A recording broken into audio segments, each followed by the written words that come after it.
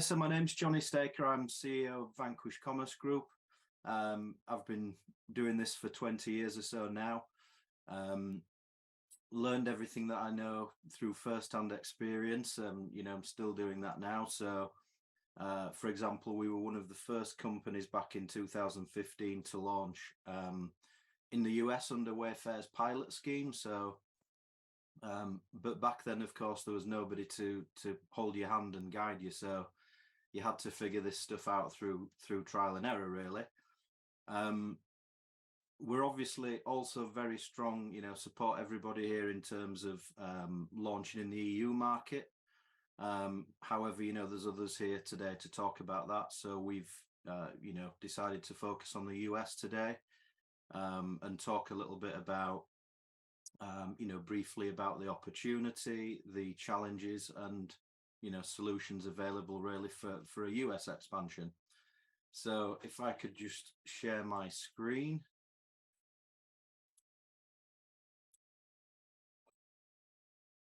So just a whistle stop really for those people that are, for the European and British people with us that are not aware of the size of the opportunity. So set to be a $1.1 trillion e-commerce market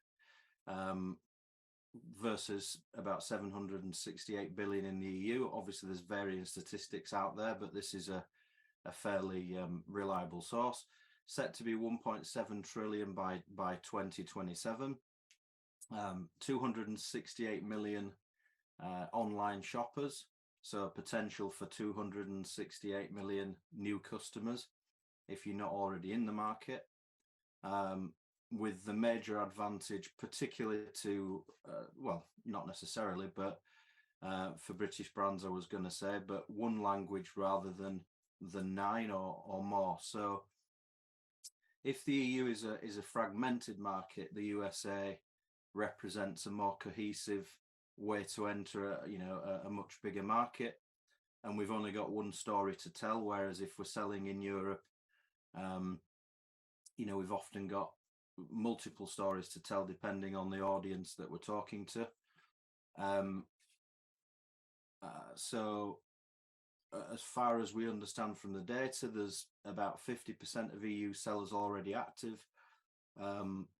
Active in more than one EU country, and only 2%, so similar to Nick's figures on Europe.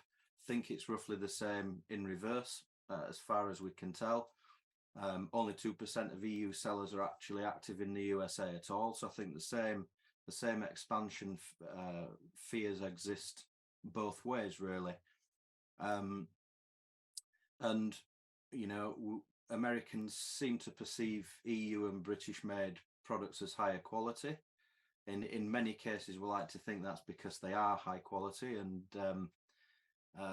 there's also a strong cultural attraction to products and brands that are from across the pond. So the UK has about 160 billion in e-commerce sales. Working your way through there, Germany 90, France 60. Netherlands, we've kind of stopped at the Netherlands with 22 billion, but we could have gone on. So looking at those types of figures, the opportunity in the States represents probably, between a 10 to 45x per SKU or ASIN opportunity to grow and expand the market, which is, clearly significant, whichever end of the spectrum. And although very competitive, we're not going to try to suggest that it's not. The USA, represents a blue ocean market of sorts for strong European brands and strong British brands with the right entry strategy. The challenges everybody's facing now, 2023 more so than ever, is the current market, or our home market, is more and more saturated. There's increased ad spend and there's reduced demand. So all of those things come together really to create the perfect storm that nobody really wants. So without obviously dwelling on the negative, that's not, we're here to look at solutions. And there are only two ways really that anybody can grow an e-commerce business. One is through new SKUs, greater ad spend. Another is through new markets. The challenge with new SKUs, of course, is that 70 to 80% of them fail when brought to market, and the cost to bring them to market, launch them, and build velocity has been enormous. You know, we've talked about. I think somebody just talked about generating reviews and how difficult that initial process is. So to get to that and have a SKU fail is obviously a high cash flow risk. Inventory costs, stocking, you know, holding product. So in my opinion, you know, more marketing and more SKUs, particularly at this time, is not the immediate answer to growth. We're all looking for the fastest cash cycle. So a solution, a more palatable solution, has to be new channel or new country. So if we take the USA example, we've discussed that there's, you know, 10 to 45x growth opportunity per SKU. And the beauty of that is that we're taking to market a proven SKU, so we don't have the same risks on that item. And in most cases, we'll endeavour to port those reviews. So reviews are portable, not just Amazon to Amazon, but, you know, there's tools out there to port reviews from across into Target, Walmart, Wayfair, Overstock. So we can take that with us and take the credibility with us, which gives us a very strong foundation when entering a new market with an existing SKU.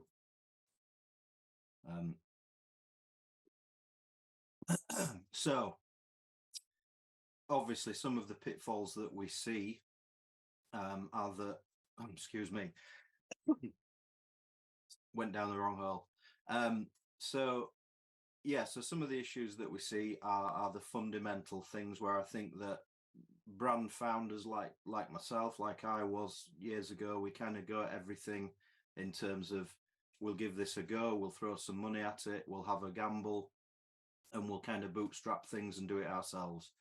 The issue with that, when it comes to expansion, when things are more critical, is that we make fundamental mistakes. So we fail to assess the opportunity properly. We're making guesses.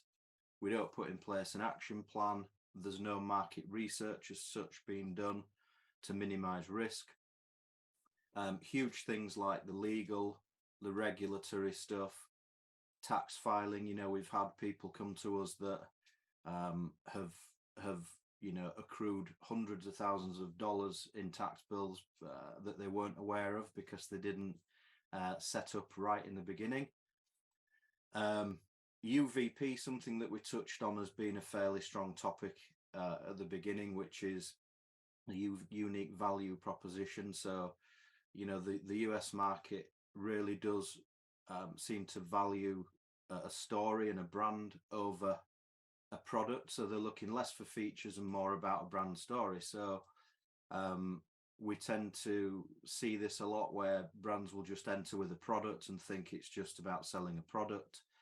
And it's not. It's really about stacking that UVP up and understanding the importance of how we're perceived and what our story is in that market. And of course, pricing, critical. We often see mispricing, so we don't allow for multi-channel. We've gone in with an Amazon Play and we've realized we can't accommodate other channels.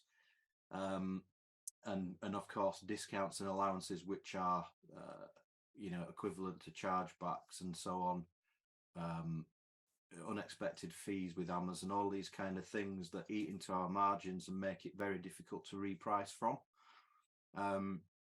And enormously, I think there's other people will talk a lot about fulfillment today, which is great.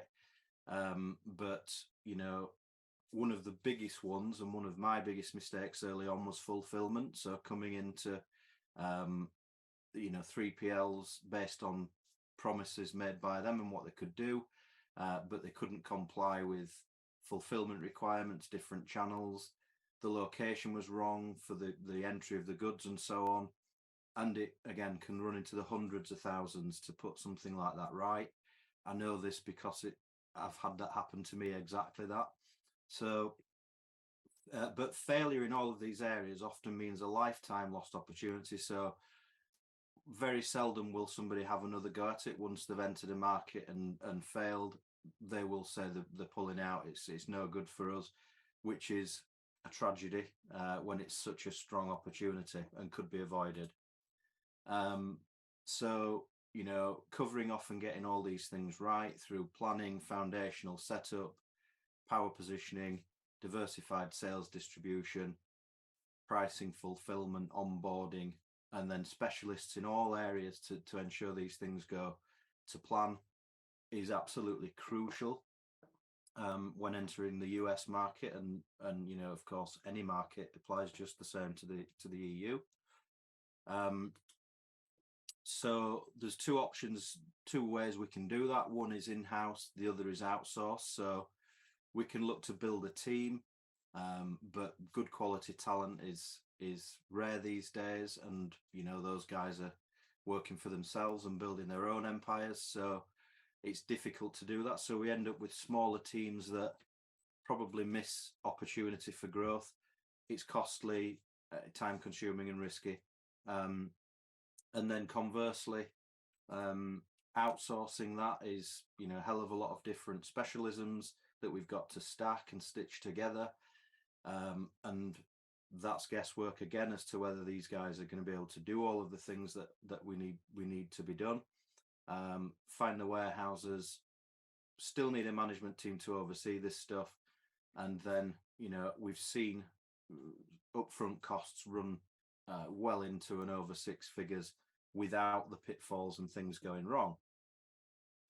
So what are the alternatives? There are obviously accelerators, people like Pattern and Spreetail, both billion-dollar revenue companies now that will buy your inventory. They will control your brand entirely and use their own infrastructure. Sounds great, but the issue is that it's available to only about 0.1% of all e-commerce sellers right now, purely because the criteria is so strict. I think Pattern is probably 5 million home market one channel sales in order to be considered. And you've got your aggregators, which obviously will buy your business, fully own that business, and utilize their infrastructure in a similar way to the accelerator. The challenge, of course, being that only or less than 1% of e-commerce businesses are actually acquired. So there's a huge hole in terms of the 99% that still need a solution to expansion, particularly something as complex as international expansion. So a better alternative, or an alternative, having identified, you know, few solutions for that 99%, is, you know, we see agencies obviously don't know how to launch in new markets or seldom know how to do that. And accelerators and aggregators don't want to, they want a proven concept. So we saw a gap in the market through our own experiences when kind of looking for a solution. And so at Vanquish, we do what others don't want to do. So we'll do all the hard graft in the background that these people won't do. So we, before we come on to kind of what that solution looks like, we're in favor of channel ownership. So the accelerators want full control and you're giving that up to them. That's okay for some, not criticizing that, but we believe in channel ownership and facilitating brands to own the channel. And we don't necessarily believe in Amazon as a pure play. There's still 61% of the market up for grabs worldwide, e-commerce. So, you know, we promote a strong multi-channel strategy, which obviously diversifies risk and opportunity. And of course, a huge advantage to that would be a one partner solution through setup and into growth management. So obviously, we've presented some opportunities and challenges, and being here today, you know, we offer a solution to that. So just very briefly, so Vanquish offer a couple of things. There's the GTM game plan initially, which covers all of the things we've discussed. So we don't think there's anybody on the market right now with something as structured as we offer. So it's a very proprietary framework which delivers a guaranteed outcome. So starts with a very in-depth, holistic, bespoke strategy plan, which involves timelines, KPIs, all informed by market research, works through the done for you legal, regulatory, tax, trademarking, brand registry, everything that needs to be covered off foundationally, into retail compliant facilities. So 3PLs and warehouse networks that we know can do exactly what we need to do per channel and follow our standard operating procedures. So there's no risks in terms of warehousing. And then, of course, working through the rest of the things on screen without going into granular detail, because I think I'm probably running out of time. So we handle all of that. We also offer an importer and merchant on record turnkey solution for those of you who perhaps don't have an appetite for you know, the setup process. So all of this is done in a very structured way over a set period of time, and often our partners will then follow on with ecom Alliance, which is our growth partnership program. So everything's done as shared success, so it's very much win-win with our partners. And by that same token, we choose our partners carefully. So we're not just, you know, churning over accounts. Really, we're looking for long-term partners that we can really add value to. And in that relationship, we handle everything from monthly tax filing and reporting, obviously all US based, multi-channel account management, fulfillment management, and into ad management, customer support. There's various elements of this where we utilize partners that we've built up in our network over the last 20 years. So you know that you're getting the very best, really, that's been vetted throughout the process. So a very, very quick, you know, when I wrote this morning, it could have been a TED talk before I actually edited it. So I've got that down to as briefly as I can. Bit of an overview on us, and we're here to answer any questions and any more information. I think there's an email going out, and you know, be absolutely delighted to hear from anybody that needs help. So thank you for your time, and thanks, Nick.